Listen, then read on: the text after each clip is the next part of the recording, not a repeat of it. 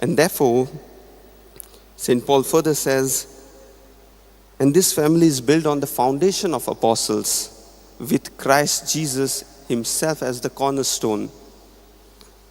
We cannot imagine a building without a cornerstone. It will fall apart. And the same is with our life. If our hearts are only built on temporary things of fame, money, pleasure, and all such things, then surely eventually it will lead to disaster. We will have no peace in life. But if our hearts are built, are focused on Jesus, if Jesus is the foundation of our life, then no matter how fierce the storms are, we will be able to stand firm because he will hold us together.